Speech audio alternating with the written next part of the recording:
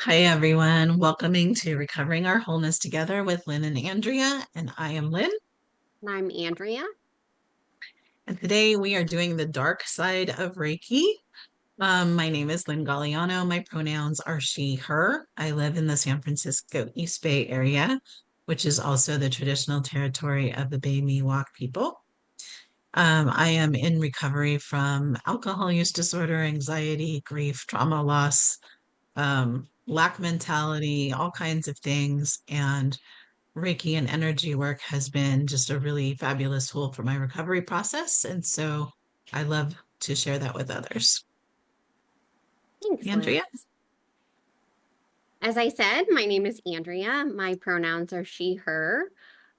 I live in Philadelphia, which is the traditional land of the Lenape people, and I'm in recovery from alcohol, disordered eating, anxiety, grief, loss, lots of other things. I also use Reiki personally and professionally. It's become a really important spiritual tool in my toolbox, and I'm really excited to be here today to learn more about our guest.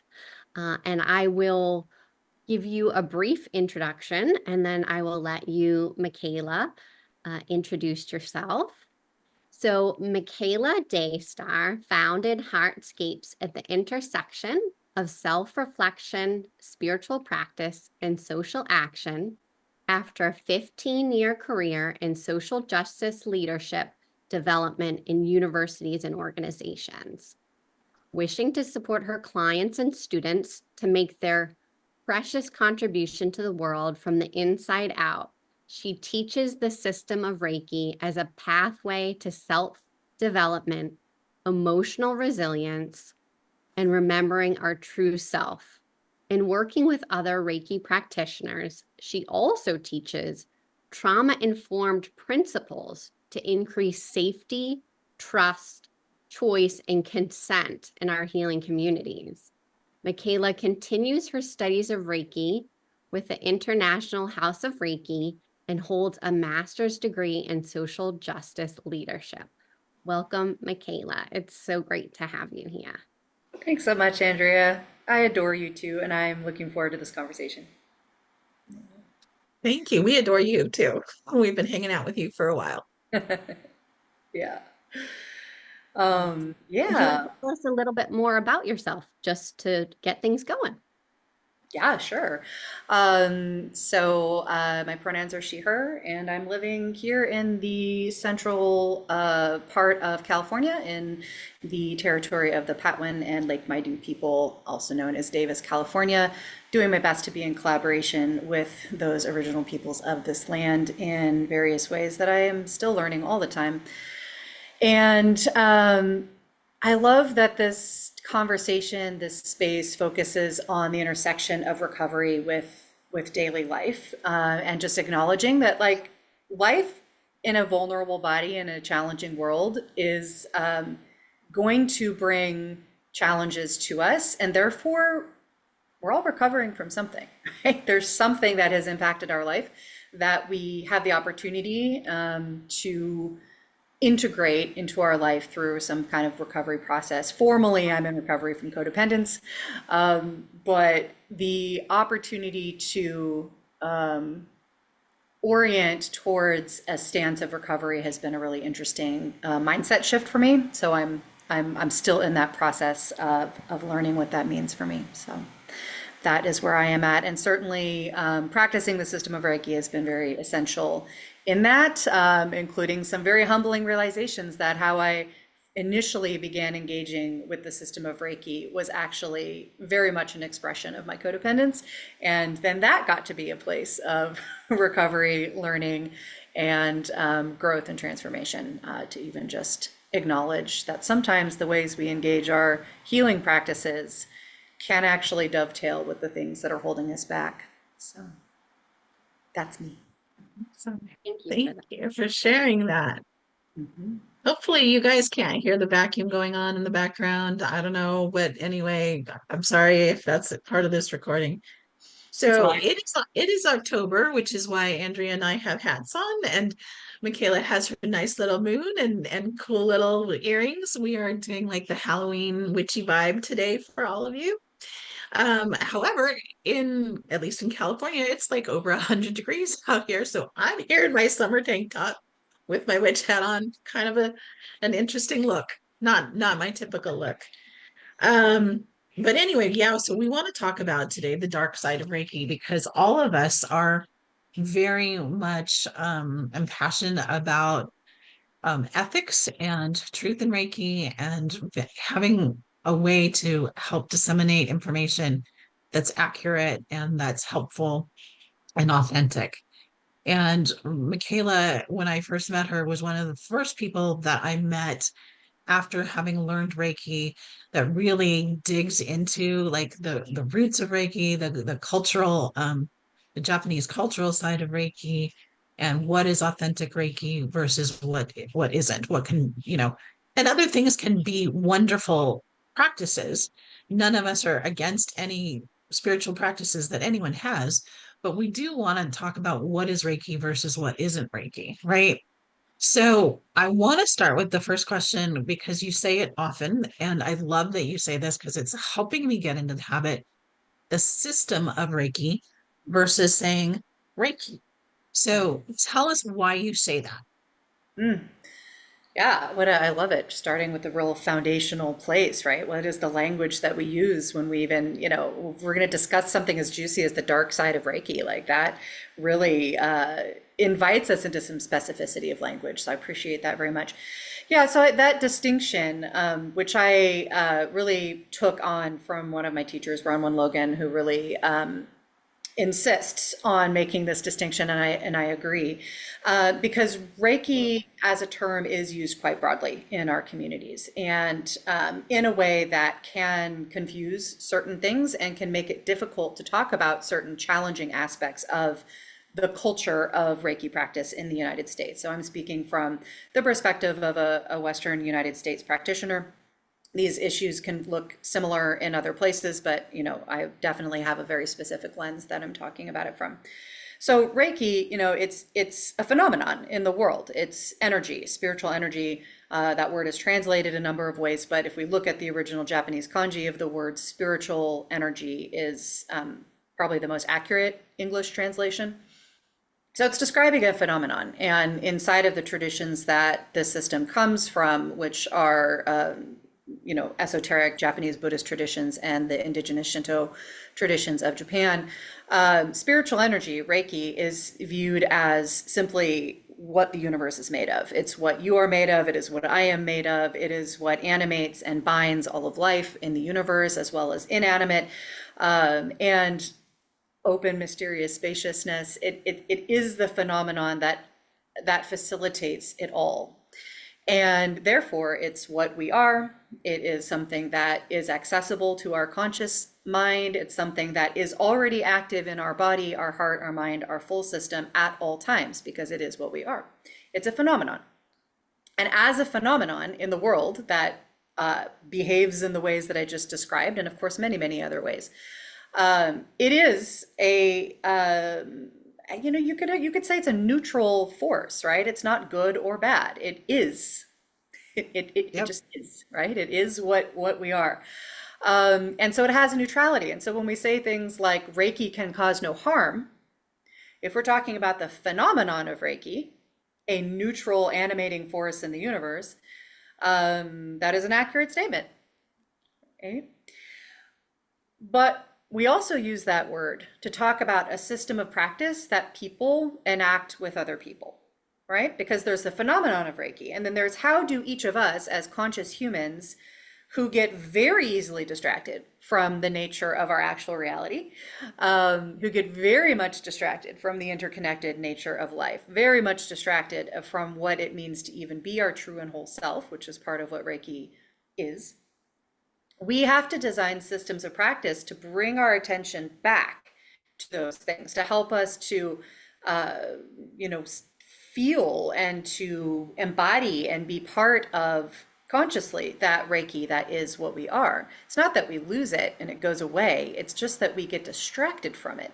So we humans across our entire existence have created systems of practice that help us to focus our attention on the unseen, on the mysterious, on the nature of life, on all of the things that spiritual traditions describe, compassion, all of the things. We need systems of practice to help us orient our attention and our behavior towards those things. And so Reiki is one of those systems, one of infinite systems of human practice. It consists of specific things, a set of principles or precepts, a set of elements that my teacher divides into 5 categories, and systems of practices that are inside of each of those elements, and they all integrate together to create various experiences. That is a system of practice developed by people, right? That system of Okay. practice is not Reiki. It's a system of behaviors and concepts and philosophies developed by people. And anytime we're talking about a system of practice developed by distracted, imperfect humans, that then we, especially if we're going to then go enact that practice with other distracted, imperfect humans who are maybe causing, carrying around some feelings, some harm, some trauma, some whatever, we absolutely have the capacity to cause harm. We also have the capacity to cause amazing, brilliant, joyful experiences, right? So that's a very long answer to your question, but hopefully emphasizing, first of all, what that distinction is, the phenomenon of Reiki, that is a neutral force in the world, and the system of practice that we humans developed in a particular time and place to interface with that phenomenon. And that when we make that distinction, we can create much more nuance in how we talk about Reiki than if we conflated those two together and simply used the term in a singular way. Thank you. That is, I could not have put any of that better. And I love distracted, imperfect humans because I've never kind of heard that term, but that's exactly what we are.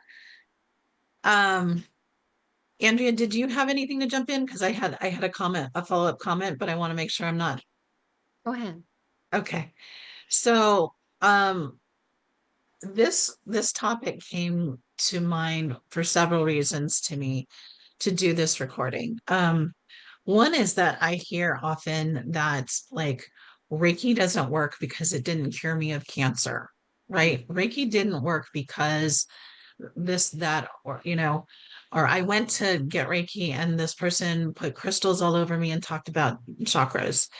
And so I wanted to have a space where we could really kind of break down what is Reiki and what isn't Reiki. And I wondered, Michaela, since you are a trauma-informed teacher, how can practitioners avoid causing harm? Like, can you kind of like talk about what harm looks like from a practitioner, and then maybe some ways to avoid those pitfalls? Yeah, so there's 2 threads of 2 questions inside of what you just said. So I want to kind of parse Sorry. parse them out. No, it's all juicy stuff. We're going to talk about all of it. Um, but kind of, if we kind of pull the lens back to the theme of, the dark side of Reiki, right? Like that can mean so many things. Yeah, And, yeah. probably anybody listening to this, might have your own idea about what do we mean by the dark side of Reiki. And so I know there's a few different avenues we're going to explore there. But one of them that, comes up to me and that I think is going to link to your second question about harm is that part of the dark side of Reiki, as it exists currently in largely in most places, to be honest, but certainly in America, which again is my lens, is that Reiki has been changed and distorted so many different times from its original form that it's hard to even say what Reiki actually is. Now, why would that be a dark side? We're going to get to that. But to just be a little bit more specific, when Reiki left Japan in between the 1920s and 1940s, but very much formally in the early part of the 1940s, through Hawayo Takata. It was coming into a culture and a historical moment that was very fraught, right? It was coming into the United States territories at the time. Hawaii was a territory of the US, not a state, but it was coming in right at the build up to World War II. right in the moment before Japan had actually formally entered the war, like literally right in that moment. Right. And there's some very fascinating history around that particular moment because Takada's teacher was a military doctor and a medical officer in the Japanese military.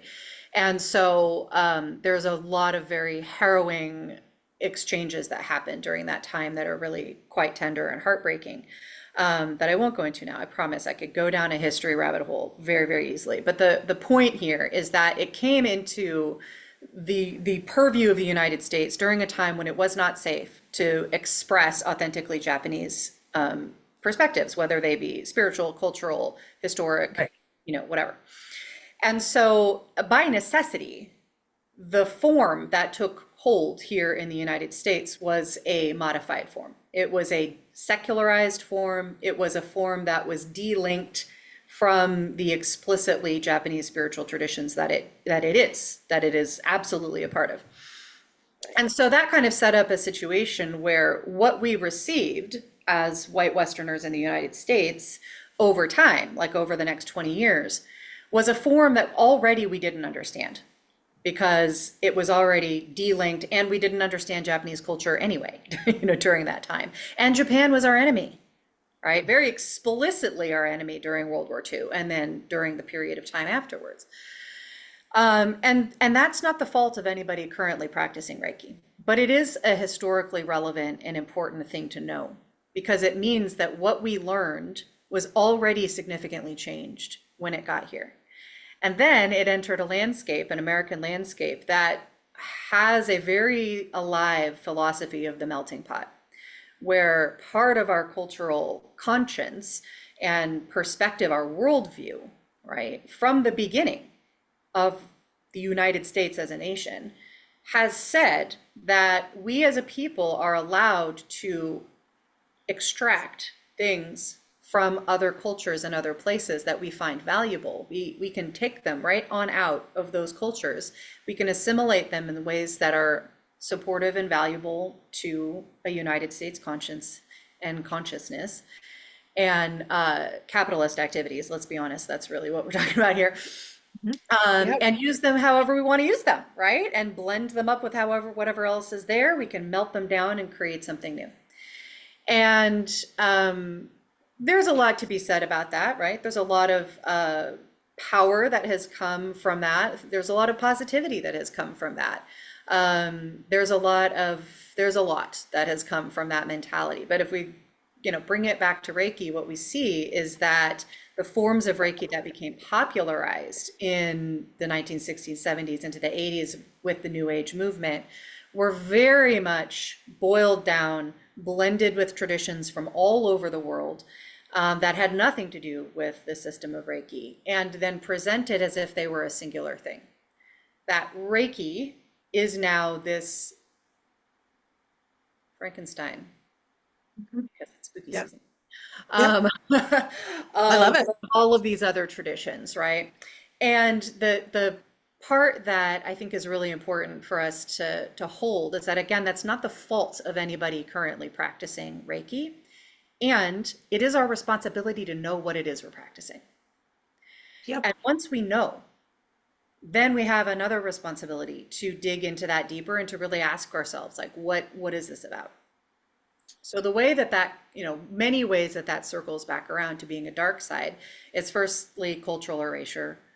Again, during the time that Reiki was coming into the United States, we were imprisoning Japanese-oriented US citizens by the thousands. Like we were causing significant harm and trauma that still exists within the children and grandchildren and great-grandchildren of the people who were imprisoned during World War II, who were US citizens, had nothing to do with the war. We were actively causing trauma and at the same time actively extracting cultural resources from the culture. And that lives inside of Western Reiki. That is the dark heart of Reiki. That to me is the dark side of Reiki, is that this experience of violent trauma inflicted on people who belong to this nation and whose ancestors had been here and whose children are still here.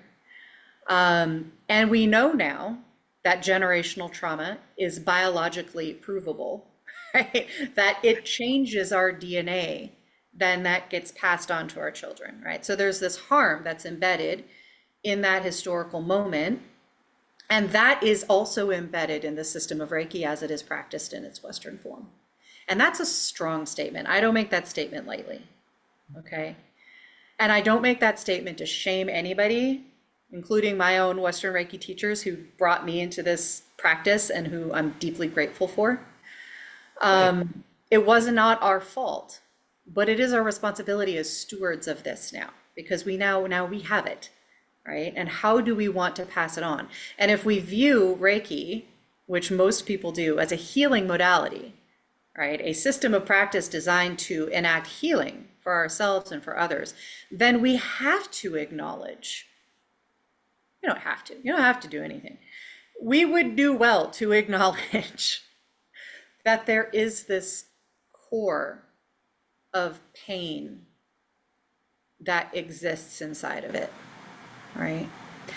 And so when we talk about taking a trauma-informed perspective, to your second question, on being Reiki practitioners, being stewards of a practice that came from a particular time and place, that came into our country through a particular mechanism that involved violence, and that has roots that go thousands of years deep in Japan. If we're going to be stewards of that, right? And whether or not you took a single day class or you have been studying Reiki for years, you're still a steward of it, right? Yep. If we're going to do that and we're going to say this is about healing, then wouldn't it be transformational in our community to give some space to heal that original point of pain and trauma, right? And to let that get transformed inside of our practice, beginning with acknowledging it. And from there, then we can look at, okay, in this very intimate interpersonal relationship that we're developing with people by virtue of offering Reiki sessions or Reiki mentoring or meditation or however it is that we engage, then we can look at what that means to be trauma informed, right? Which is another layer to it. But, if we begin with kind of the, the original harm, the original trauma inside of this system, it's that. And that to me is the dark side of Reiki. Well said. Yes. I appreciate so much you framing this question in the context of the historical and the cultural influences situation. It feels really important. And you mentioned language, and I think that language is really important and really powerful. For someone completely new to the system of Reiki, for someone that would like to receive Reiki services or from a Reiki practitioner, or someone that would like to explore studying Reiki themselves, what advice would you give to someone brand new? Yeah. There's different perspectives depending on those two avatars, right?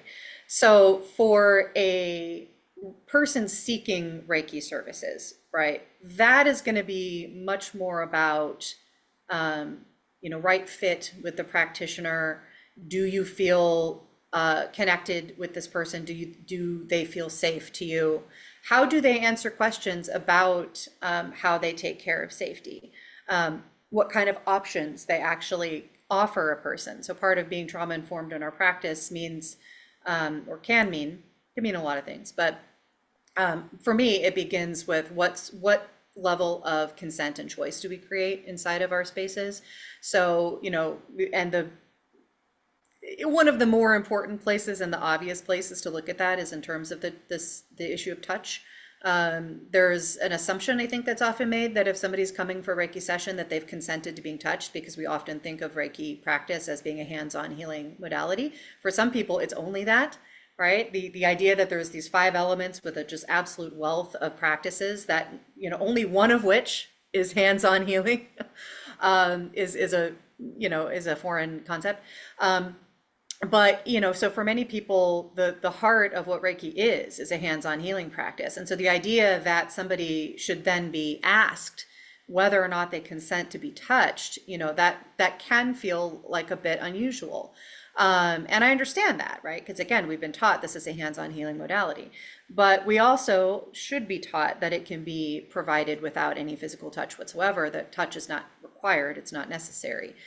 Touch has its own healing capacity outside of the system of Reiki. Touch is something that often people are very starved for.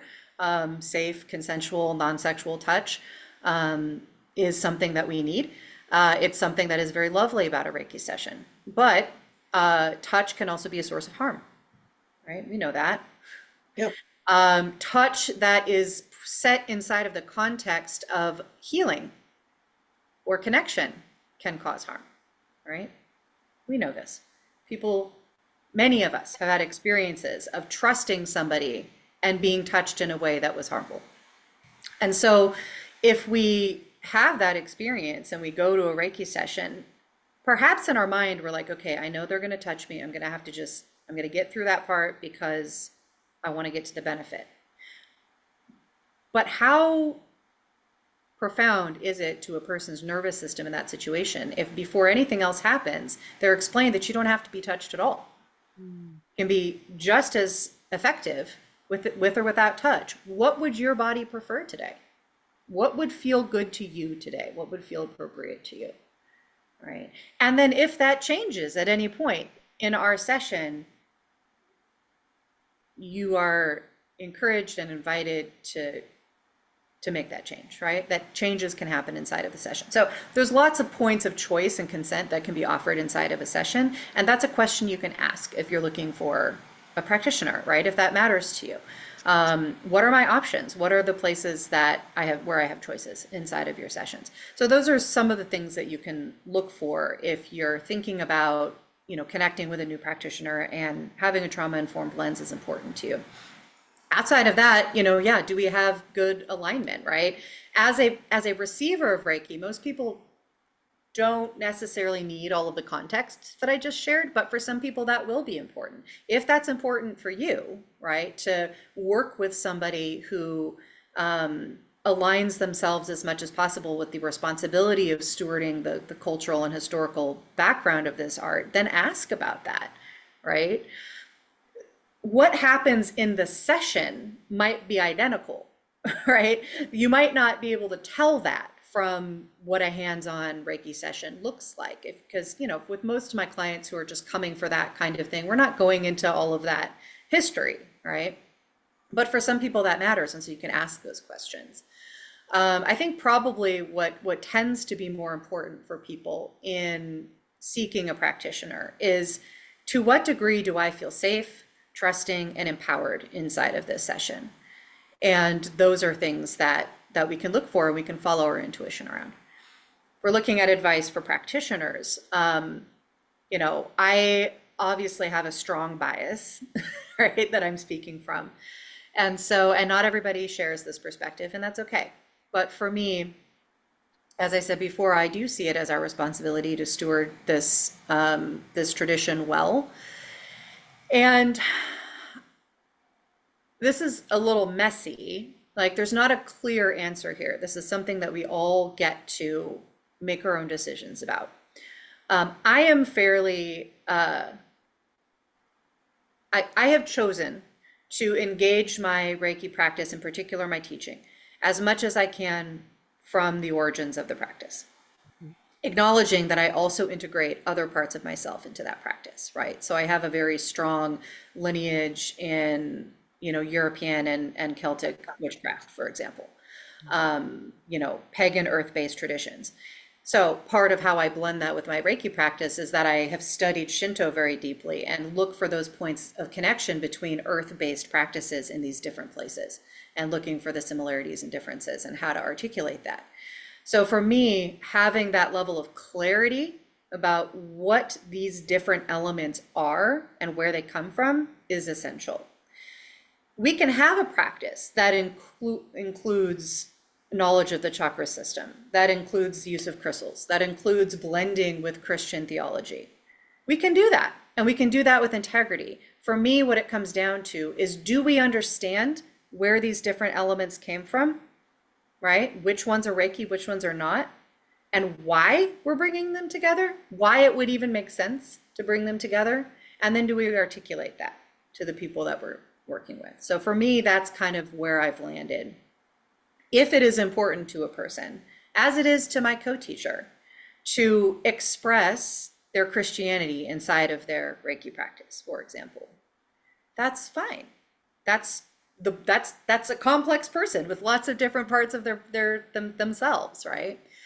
How well are you able to articulate and differentiate those things, right? So that you can bring them together in a way that's not only more integrous, but also more effective, right? So that each component can stand on its own and can express itself and you can be savvy with how you're applying it.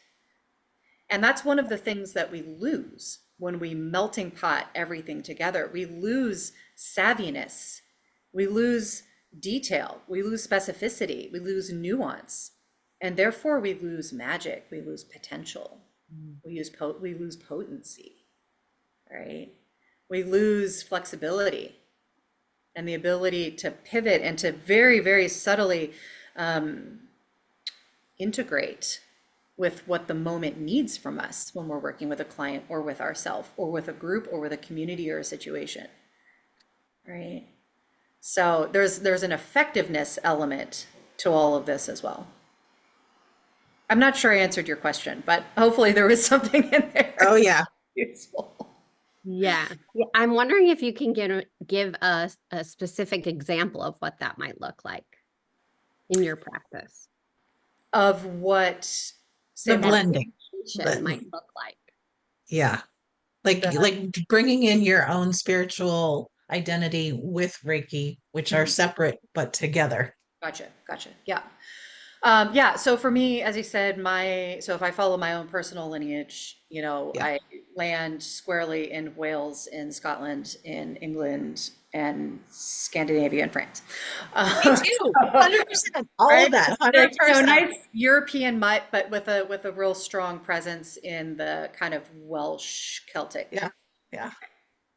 And so, that's been part of my, development as a person, is to really, as much as I can, understand those threads, to reconcile the tensions there. I mean, come on, like reconciling the tension between English and Scottish blending of genealogy. Like there's plenty of violence right there to work in the system, right? There's plenty of violence to work through when we're talking about indigenous European traditions and Christianity, right?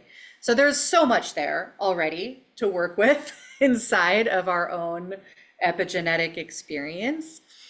So part of reclaiming that and healing from that history inside of me has been really leaning into earth-based traditions and learning what that looks like in Wales. I just spent some time in a really, really powerful facilitated experience called Tending the Bones that teaches you to trace genealogy through the lens of storytelling and song and folk music, and to really open spaces for this complexity, right? And so I, was like, all right, I'm going to look at those places, and what you find is that the places that where there was antagonism, right, like the English Welsh, colonizing traditions, right? There was also resistors inside of those traditions. So I've learned a lot about the indigenous earth-based healing practices in Wales. And so then what I get to do is lay that alongside the indigenous earth-based healing traditions in Japan, which is encompassed inside of the traditions of Shinto. And so I, in my own practice and then in my teachings, have laid those traditions alongside each other and looked at those points of connection. For example, the relationship to trees, the relationship to cleansing as a concept, and then practices to enact cleansing spiritually and physically. The idea of the divine being present in all things that exist in nature, and then how we cultivate that relationship. Obviously, there's specificity in those different cultures, but there's so much point of connection where it makes a lot of sense to bring them together and to talk about them together and then to acknowledge those distinctions, right? And so that's probably where it exists most strongly in my personal practice. Alongside of that comes specific types of song, specific types of storytelling, specific ways of holding ritual, right? So when I teach a class or I hold a ceremony or I hold a space of different types, when I'm doing one-on-one work with people, I might bring in kind of ritual elements that come from that Celtic tradition, to open a space for working with Reiki, because that's what feels like authentic to me. And then, use that to kind of come into the space of working with Reiki. I mentioned that my co-teacher has a very strong Christian lineage, so he does similar things with that. Like, he's very savvy in quoting the Bible and then interpreting what that looks like from a Buddhist perspective, right? Bringing those traditions together in a way that's really important, because unfortunately a significant part of the story of the spread of Christianity has involved a lot of antagonism with other traditions, right? A lot of us versus them, a lot of there is only one way to do this, and it's this way, right? If we talk about the dark side of Reiki, that's, maybe I'm opening up another pathway here, but certainly being perceived as a demonic practice Right. incorrectly, Right. being incorrectly perceived as a demonic practice is part of that dark side. And so it's very powerful to work with practitioners. There's a handful of them that I really feel are quite skilled at truly understanding and embodying Christian philosophical foundations, and really viewing that as, most importantly, through the actual teachings of Jesus, specifically outside of the ways in which that is, all of the other layers that have been put on top of those teachings, and being able to be with, right? I'm not going to say interpret, analyze, understand. I mean, I guess all of those things are subjective. But to be with, to wrestle with, to be with the complexity of, like, okay, is this in contrast? Are these two things antagonistic to each other? Or is there a way to be with these traditions together in a way in which they both become more flourishing? And it's very exciting to see people do that, to do it well. They will be challenged by others who interpret it differently, and that's okay, right? We get to wrestle with these traditions and make sense of them in our own life, and we're going to come to different places about that. But if we, understand them for themselves first and foremost, and then bring them alongside each other and say, what makes sense here and what doesn't? And the things that don't make sense, do they matter to me? Do they not? Right? Is there a way to reconcile them? Or is there a way to let them go? Or is there not? And if there's not, then maybe this isn't the right blending of things. Maybe these things should not actually come together in my life, my practice, right? These are questions that we have to ask each other and ourselves. And if we just get presented with a system of practice that's already been so blended that it's like it's all tangled up, it's very hard to make those distinctions. And it causes a lot of confusion for people who are looking at the practices through other lenses. You're just so brilliant. I want to ask a weird question. Spent a lot Okay. of time thinking about these So things. it's okay if you're like, this, if this isn't on the tip of your tongue, we can go back to this later. Um, as I have spent the past couple of years deconstructing my Christian background and, bringing Reiki into my practice, where it is now my primary spiritual practice, and how that has sat with everything that came before this, right? I've had to deconstruct and figure out, what does this mean as somebody who really does believe in the teachings of Jesus, right? But maybe not so much Christianity as a system anymore, Yeah. and having to sit with that and come to terms with that. Um, you know, I think that there is a lot of fear, and part of this whole dark side that I wanted to talk about is that Reiki is somehow channeling spirits, and that the harm that can come is that you're going to go see a Reiki practitioner and have spirits that will transfer through you the channel to them. Yeah. And I think that some of that comes from the language, going back to the language, where a lot of practitioners and teachers, including teachers that I have associated with, talk about you need to connect and contact your spirit guides. And I am guessing, but I want to know what you know about this. I am guessing that Mikao Usui did not say you need to contact your spirit guides to be a practitioner of the system of Reiki. And so I think that some of that, I just, for the people out there who are watching and are like, well, Reiki's bad because you're channeling spirits and, energy could be evil spirits. Where do, do you have anything that you can talk to about that? I mean, it's hard for me to even Yeah. be able to articulate what is and what isn't true in that. Yeah, absolutely. I mean, this is such an important thread that we could definitely spend a lot of time here. I definitely have responses, and I want to just asterisk by saying that I am not Christian. I do not come from that tradition. I am affiliated with Christians, and I actually am a baptized member of a Presbyterian church. That's a whole other story. Um, but I am not a representative of that faith, Right, is what I want to right, say. So I do not speak for Christians. I am also, of course, not Japanese, and I am not, I'm yeah, not a full representative of that tradition either. So I'm, right. embodying a space of observation and a space of doing my best to be in respectful integrity with both of those traditions. So what I will say about that is that this is one of the places where the melting pot approach and the delinking of Reiki from its origins has caused the most trouble and harm for a lot of reasons. So firstly, again, going back to, do we actually know where different things come from and what is actually Reiki and what is not? Did Mikao Usui invite us to channel spirit guides? Yes and no.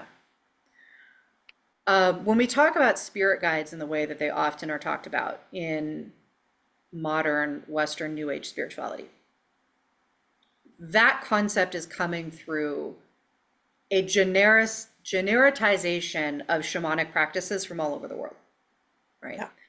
So we have what's called core shamanism, which is a framework that was developed by American and European anthropologists.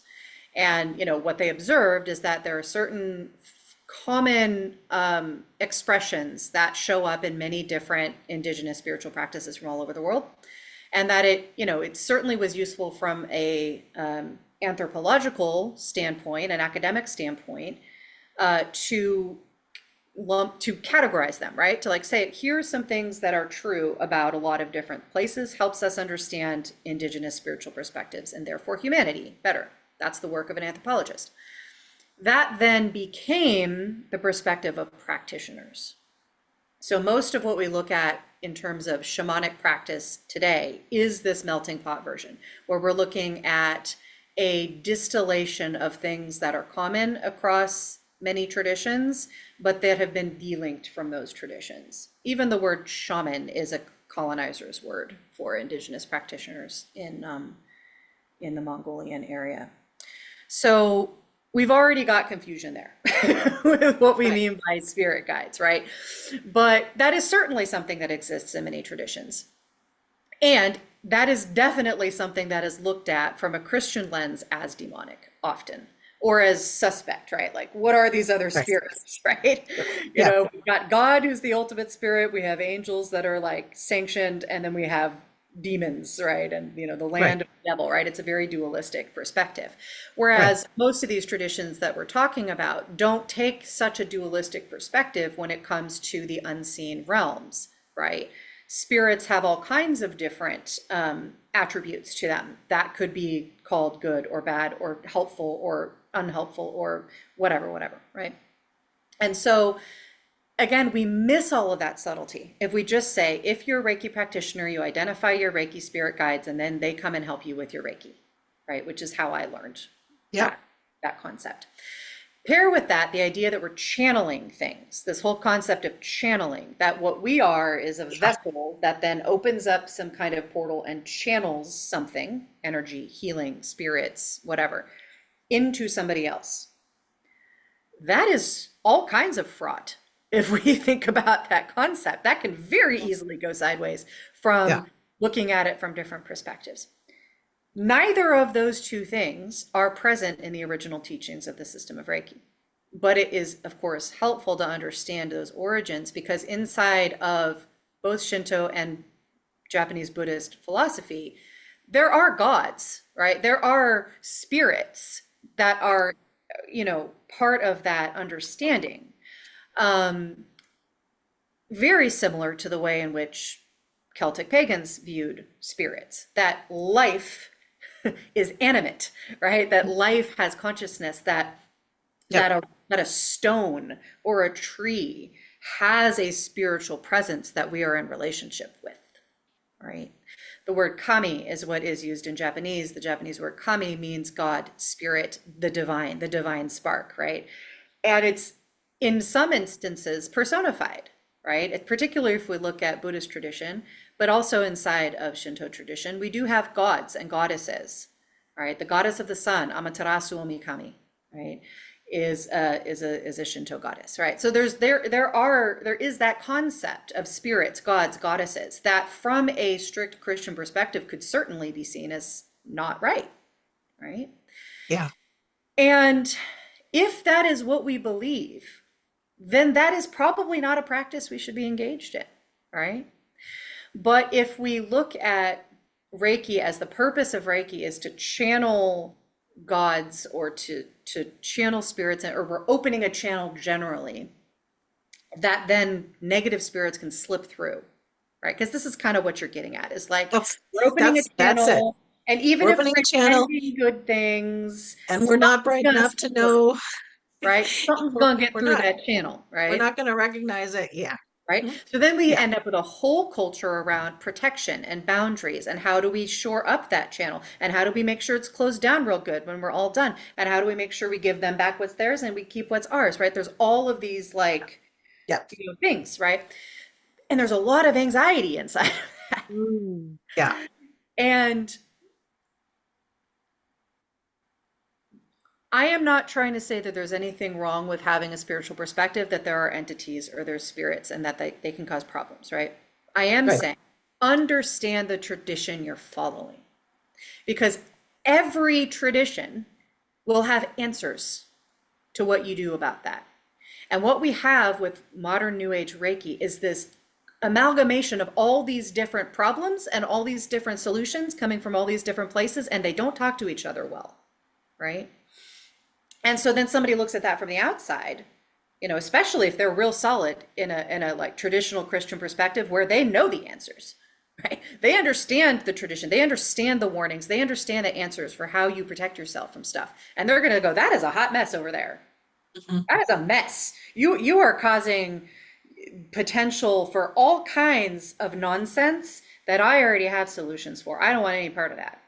And they're not wrong. They're not wrong to feel that way, right? Because if we as practitioners don't understand what we're working with, that does cause problems. At the very least, it causes confusion. Okay, I feel like I'm being confusing. Let me pause for a second. I think you're doing great, but keep going. One of the things that has been so valuable to me about doing my very best, imperfectly, distractedly, to practice Reiki from its origins is that it simplifies so much of that, right? So, from its origins, we're not channeling anything that's outside of ourselves. Therefore, there's no possibility of opening up a space for negative spirits or influences or energies to slip through this channel that we've created. And we don't have to spend a lot of time and energy like shoring up that channel to make sure that it's safe. What we're doing is we're getting in touch with the Reiki that we already are. We're clearing away the distractions that are not that. We're getting clean back to purification and cleansing that's present in those traditions. We're clearing away all of that which is not pure potential, neutral energy in the world, getting rid of that, so that all of that clear potential is available to us and it's radiating from us in all directions. And because we are connected beings and we have empathy and we have mirror neurons and our heart energies sync up with each other, we can measure that scientifically, right? Our Yep. heartbeats entrain to each other and our emotions entrain to each other and our mood entrains to each other, because all of that is biologically true and measurable, not to mention all of the stuff that happens in unmeasurable ways. If I am more clean and more less distracted, and I am more radiating neutral potential, then you're going to get to benefit from that, because your system is going to notice, is going to feel that from me. And your system's going to go, oh, that's right. I can be undistracted. I can clear these things out of the way. I can be more of my own potential and my own healed self. That's the mechanism that causes Reiki to function from its original perspective. We're not channeling anything. We're being more of what we already are. And we're influencing each other because life influences itself naturally. We're participating in a more deep way with the natural flow of the world. We're being less extractive of ourselves from that world, right? This is part of the tension of being human, is because we can view ourselves as an individual and we can view ourselves as distinct from everything else around us. It's so easy for us to extract ourselves from the natural order of things. And I'm sitting inside of a house on the internet. I am extracted from the natural flow of the world right now in many, many, many ways, right? Right. So this system of practice shifts our attention back to that natural order. And in doing so, by utilizing our body, our mind, our breath, our emotions, our, most important, our attention, I feel myself falling back into that natural order and therefore accessing all of the capacity and the potential of that natural order. And then you feel that from me because we're connected. There's no transfer of negative energy because there is no negative energy there. There's no transfer of evil spirits because that's irrelevant. That doesn't actually give you a perspective on whether or not there are evil spirits. Because again, in Japanese tradition, there are evil spirits, 100%, right? But they're not particularly relevant to the practice of the system of Reiki from its origins, right? What's relevant is connectedness between all of life so that we're running at our full potential. That is a completely different mindset and a completely different understanding of what we're even doing, right? And so when I talk to people who have an aversion to Reiki because of the things you've named, and I talk about it in those terms, it softens them. And they're like, okay, what you just said feels like something I could get involved with, right? Whereas this other thing does not. Now, for other people, working explicitly with spirits, working explicitly with the idea of entities and of, being in relationship with them in ways that are more shamanic makes a lot of sense. Great, do that. But again, study a specific tradition and understand it. Because core shamanism ain't it. It's not. It's a European interpretation of cultures that they were not a part of, and boiling it down to what they thought were the essential elements and then genericizing that across all culture. And I think that's done us a disservice. It's made these things more accessible, way more accessible, but much more confusing in so many ways.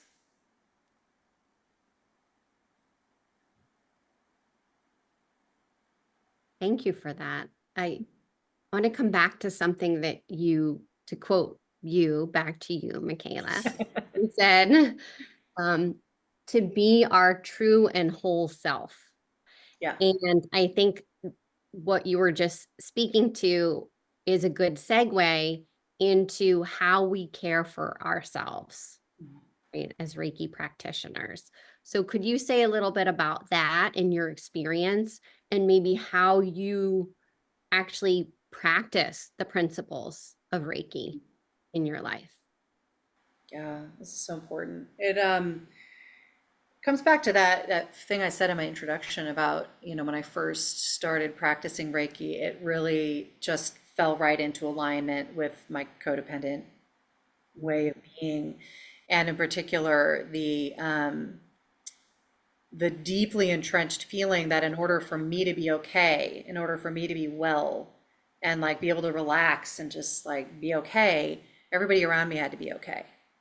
All right, at least this is how codependence showed up for me. And codependence is complicated, but there's often this sense of externalizing our well-being to the people around us, right? And it's a safety mechanism, right? It's something where if we are truly under pressure from the people who are in charge of us, right? So if we think childhood, or even other adults that impact our life, if we're not able to really stay safe physically, mentally, emotionally in those spaces, then we have to adapt, right? And as humans, we've developed so many fascinating, miraculous, brilliant strategies for adapting to intolerable situations. It's amazing what our brains are able to concoct to keep us functional in dysfunctional situations.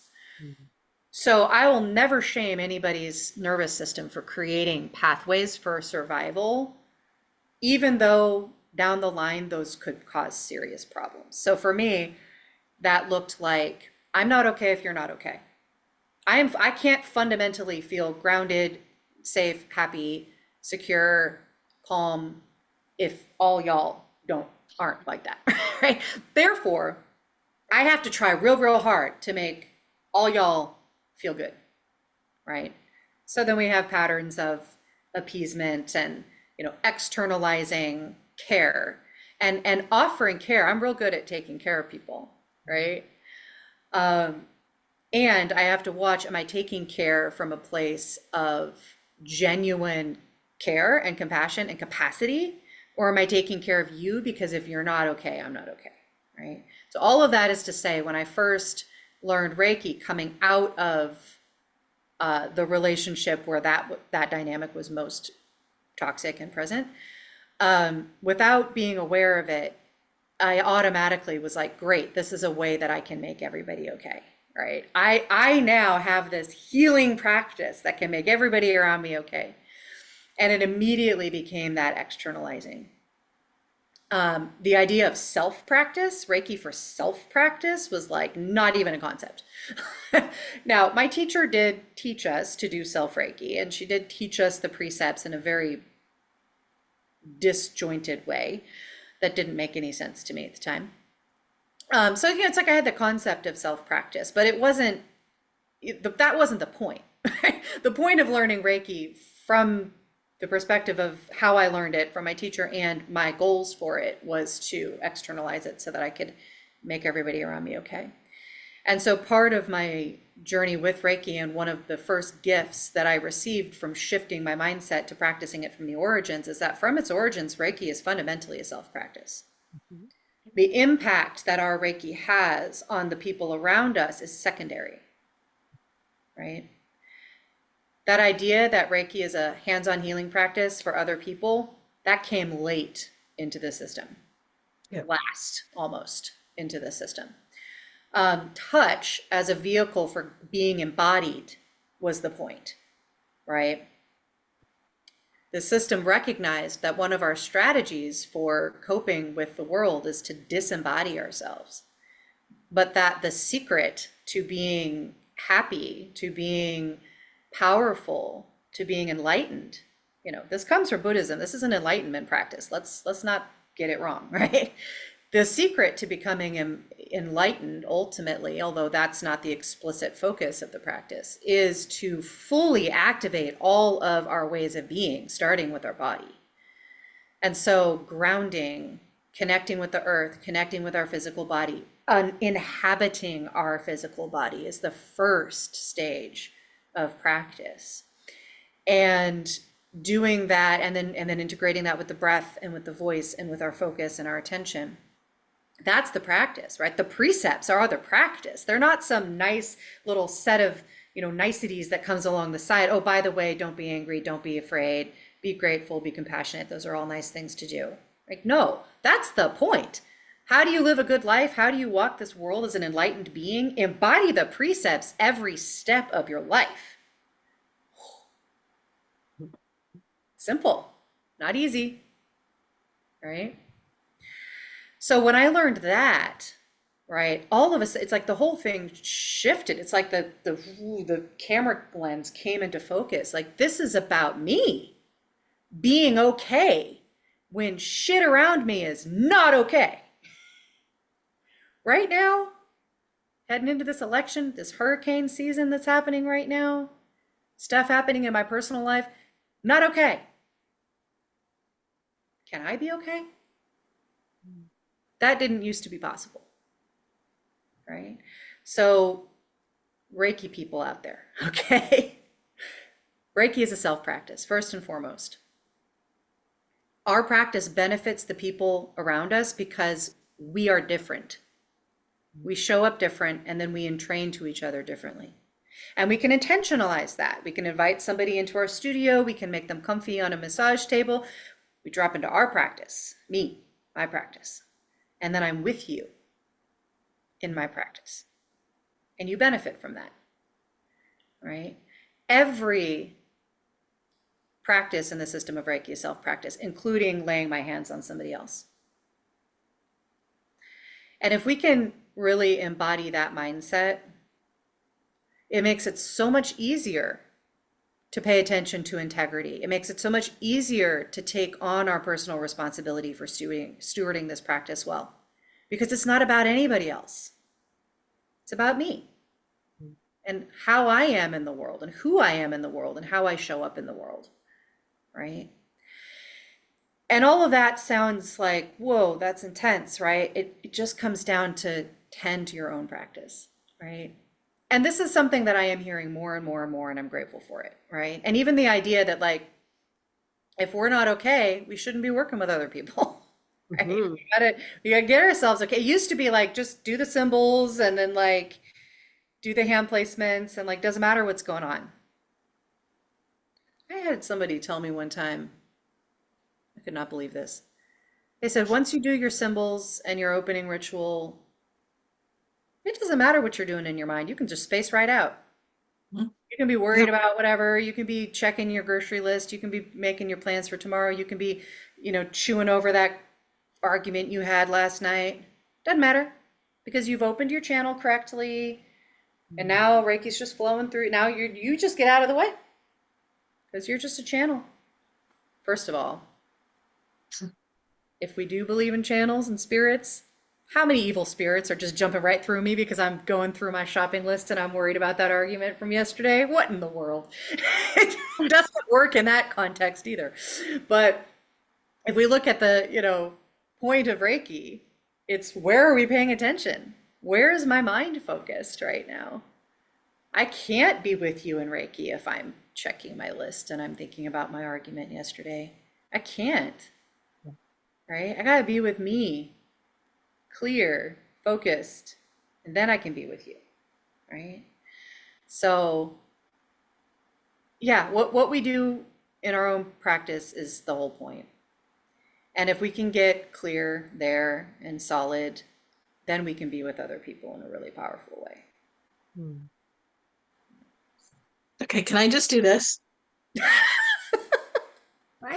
I mean, Right. One of the things that bothered me the most in my early training was that I was told that, I don't know if you probably heard it from other people, but I'm sure I've told you that too, that, doesn't matter what you do, doesn't matter what you think, you're just a channel for this energy to come through.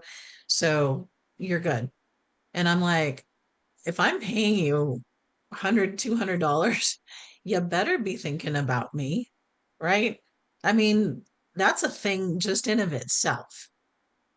I love the fact that you touched on that Reiki is a self practice and it's about getting yourself together, because at the core of every true spiritual tradition, that is the core of it all. It's focusing on yourself and getting yourself right with source. whether that's Christian and calling it God or Jesus, or if it's Buddhist, or if it's Shinto, or if it's Celtic animist, whatever. It's getting yourself back to our original created, imperfect, perfect selves and working on ourselves. Yeah. And I had reached out to a friend. I'm gonna see if I have this pulled up. I hope I do. I reached out to a friend. Kenneth McIntosh is a Celtic Christian author that I really have a lot of respect for. He's also a minister, a UMC minister back in New York. And I had read recently on Instagram, which I spend too much time on, that one of the reasons that Reiki is evil is because we accept money for it. We accept payment. And so I sent it to him and I was like, what about this concept? Because Kenneth is really well versed in, understanding scripture and the origins and the language. And he sent me an email back. I won't go through all of it, but he did mention that in the Gospels, Jesus had benefactors who are named in the Gospels, several rich women who supported him through their means. So Jesus relied on financial support from others, and it's actually in the Gospels, which I didn't know that. The epistles explicitly say that ministers should be supported for ministering. Um, and that ministers in churches in general right now, who perform weddings, perform funerals, are offered, financial gratitude, dana offerings for the services that they do. So I just wanted to add that because Yeah. while I am in a position personally that my Monday through Friday, I have a salaried job that I'm very grateful for, and I don't need to, like, right now make my living from Reiki practice and Reiki services. There are people like you, Michaela, who this is your job. Like, you teach, you live it every day and you rely on income from it. And you darn well should get paid for your time and your energy and your efforts and all of the information that you've shared with us today. I'm really, really passionate about this. You should be well paid, and you pay attention and you put 100% of your heart and soul into, like, making sure that people are okay and being really clear about Reiki, what Reiki is and isn't. And so I just want to thank you for your integrity, and make this point like really clear to people that are saying, like, oh, we're doing evil because we're asking for payment for spiritual practice. So Yeah. that's my rant for I would love today. to respond to that if that's okay. Yeah, yeah, go. It's such an odd thing to me, this whole thing. Here's what it is to me. It feels to me, this is my interpretation. I do not know. I have not done a scientific study. This whole narrative that you're speaking to feels like an internalized anxiety. And it's an internalized anxiety about things that are real. People sometimes, and this comes back to the distinction, why it's important to distinguish the practicing the system of Reiki from the phenomenon of Reiki, practicing the system of Christianity from the teachings of Jesus, right? We as human beings can always mess that up. We can always make mistakes unintentionally through good intentions, and we can intentionally leverage power for personal gain in ways that are messed up. Of course, we can do that. And of course, there's examples of pastors who fleece their congregation and have personal jets and Rolexes and shit. Like, we hear those stories, right? That absolutely happens. People from any spiritual tradition can get up to that nonsense because people are fallible and imperfect and distracted, and we have needs. And when we feel unsafe or out of balance, we can get real hoardy with those needs, right? We know that. And so it's a trauma response to say, because that happens sometimes, not most of the time. These are the outliers. This is not most people, but the harm that they cause can be so great, right? Not only in financial exploitation, but sexual exploitation, resource exploitation of any kind. Like, there is not a spiritual tradition that has never had anybody do that, right? And Right. it's awful, right? And the part of the trauma response of that is to be highly suspicious of the merging of money and these practices. And that makes a lot of sense as a trauma response. But it doesn't make sense in terms of the way the world actually works, which is that people who engage in any kind of work need to eat and have a place to live and all of the things, right? And in our modern society, the way we meet those needs is money. Of course, we all, well, if we have studied traditional cultures, right, there's often examples of people who are spiritual practitioners being supported directly, right, with food, like with the needs themselves being given, not money, right? We could do it that way, but probably aren't gonna, right? Is Xfinity gonna give me the internet for free because I come and provide Reiki to the local Xfinity store? I would. That would be awesome. But they're Let's not do gonna that. go for that. Let's So do that. I am digressing. The idea that money, if money is linked to spiritual practice, it is evil, is a trauma response. And it impoverishes people who are trying to do good work in the world. I chronically undercharge for my services. Like my accountability group was just on my case about this the other day. I charge way under market value for my services. I've been trying to raise my prices all year and I keep feeling the ick about it, right? That's a trauma response. Sometimes I can't pay my bills or buy my groceries because I don't value my work because I'm afraid. That's just the reality. And I know tons of people who do that. And what does that mean? That means that we're less effective in providing these services. Now, a really, really powerful framework that I often offer to people when they bring up this objection, and I understand it's coming from fear and it's coming from a sincere desire to do the work well. It really is, right? When people say that like it's not right to collect money to offer Reiki, it's coming from a sincere desire to do the work well. It's also coming from fear, I believe, in most cases. What I often say, and what's really helpful just from a logic standpoint, again, distinguishing the system of Reiki from the phenomenon of Reiki. I am not getting paid to be in a relationship with Reiki as a phenomenon. I am not getting paid to be in my own personal practice with that. I'm not getting paid to study and to research that stuff so that I can better myself. I am getting paid to spend my time with other people, enacting the system of Reiki with them. I am, over time, reimbursing myself for the money I have invested in other teachers to help me do that.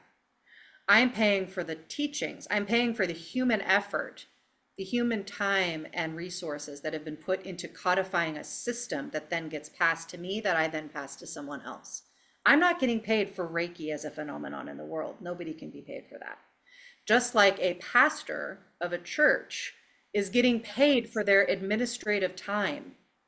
They're not getting paid for their relationship with God. They're not getting paid for their relationship with Jesus. They're not getting paid for their personal examination of the way in which Jesus's teachings are alive in their life. They are getting paid to spend their time writing a sermon to deliver to their congregation on Sunday morning. They are getting paid for sitting with their congregation through pastoral care. They are getting paid for interfacing with the city in which their church exists and with the organizations and strategizing with community groups so that they can put together food distribution programs. That's what they're getting paid for. They're not getting paid for their relationship with God. And I don't get paid for my relationship with Reiki. I do get paid for the time I spend with people.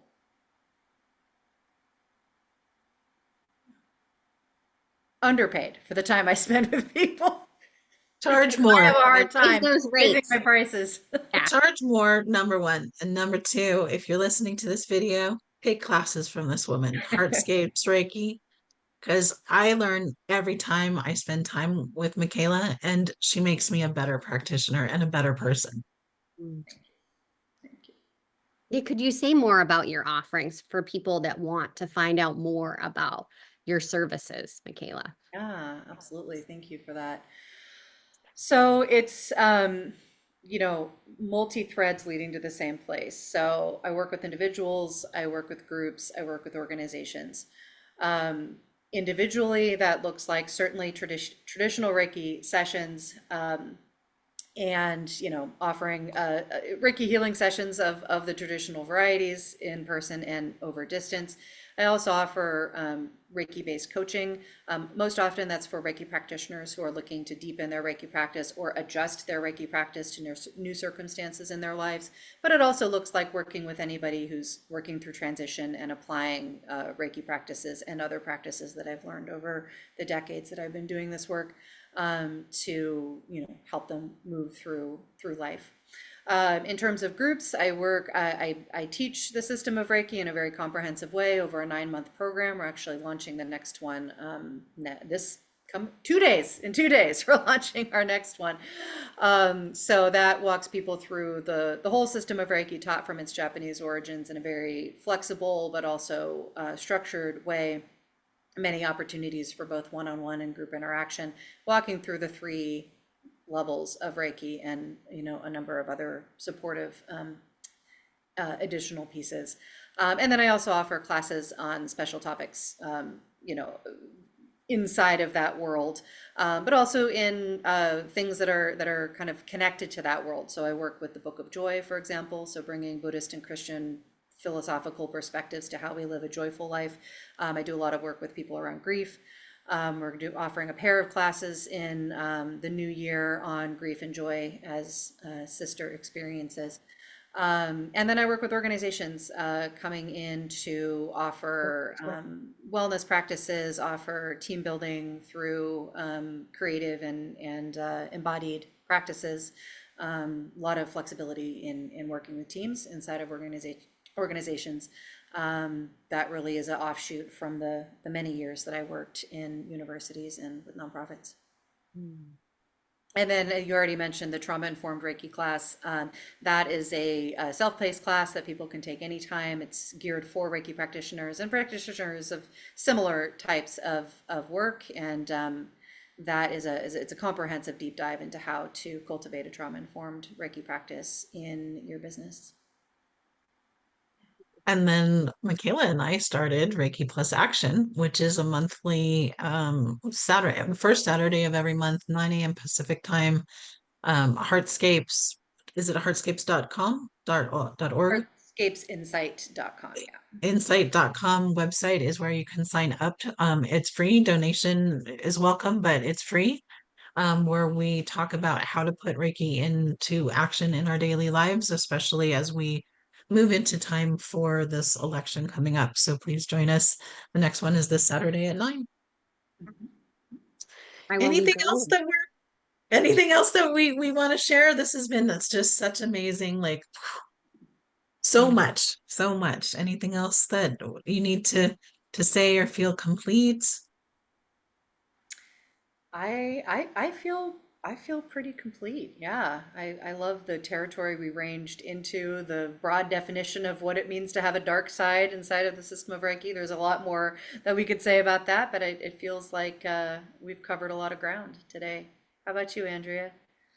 This was wonderful. I feel so grateful that I had a chance to spend this time with you, Michaela, and I hope that we can stay connected. You have so much knowledge and wisdom to share with all of us. We usually like to close with the Reiki precepts, but I would love it if you would be willing to share the precepts as you practice them, because I know there's a lot of different versions. Um, but if you wouldn't mind reciting the precepts for us, as a way to close this really special time together.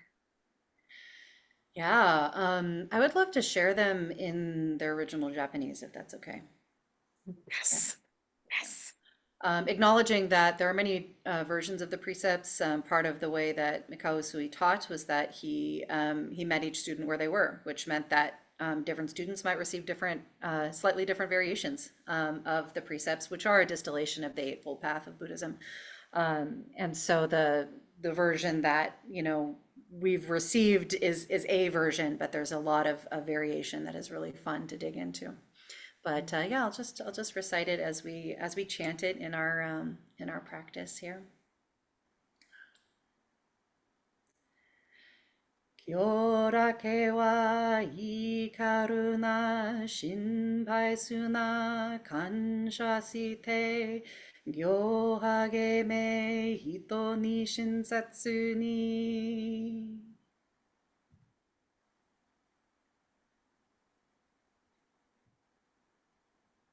Thank you. That was so beautiful. Thank you so much. Thanks for being here. And we will link your website when we post this to YouTube. And I am sure that we will be all getting together again. But anyway, have a happy Halloween, everyone. I love October. I love the fall season. Thanks for watching a bunch of crazy witches on whatever day you're watching, and go out there and be Reiki. Thank you all.